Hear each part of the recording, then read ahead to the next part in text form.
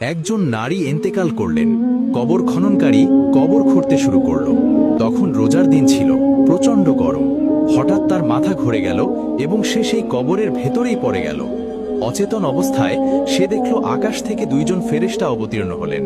একজন বললেন, এই কবরটি প্রশস্ত করে দাও। অন্যজন বললেন, এটিকে জান্নাতের একটি বাগান বানিয়ে দাও। এরপর একটি আওয়াজ এলো, রেশমি বিছানা বিছিয়ে দাও। কবরটি নূরে ঝলমল করে উঠল, আর চোখের পলকেই সেই বিছানার উপর ছোট ছোট জান্নাতি শিশুরা খেলতে লাগলো। এই দৃশ্য দেখে কবর খননকারী বিস্মিত হয়ে গেল। সে জিজ্ঞেস করল, এই নারী এমন কি আমল করেছিলেন যে তার জন্য এরকম প্রস্তুতি নেওয়া হচ্ছে? ফেরেশতা বললেন, এই সেই নারী যিনি সারা জীবন নিঃসন্তান ছিলেন। তার স্বামী তাকে বন্ধ্যা বলে তিরস্কার করত, কিন্তু তিনি আল্লাহর সন্তুষ্টির ওপর ধৈর্য ধারণ করে সবকিছু সহ্য করেছিলেন। একজন নারী ইন্তেকাল করলেন। কবর খননকারী কবর খুঁড়তে শুরু করলো। তখন রোজার দিন ছিল, প্রচণ্ড গরম।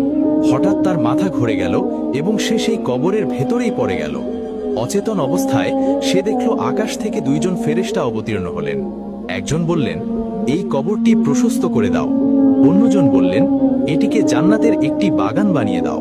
এরপর একটি আওয়াজ এলো, রেশমি বিছানা বিছিয়ে দাও। কবরটি নূরে ঝলমল করে উঠল, আর চোখের পলকেই সেই বিছানার উপর ছোট ছোট জান্নাতি শিশুরা খেলতে লাগলো। এই দৃশ্য দেখে কবর খননকারী বিস্মিত হয়ে গেল। সে জিজ্ঞেস করল, এই নারী এমন কি আমল করেছিলেন যে তার জন্য এরকম প্রস্তুতি নেওয়া হচ্ছে? ফেরেশতা বললেন, এই সেই নারী যিনি সারা জীবন নিঃসন্তান ছিলেন।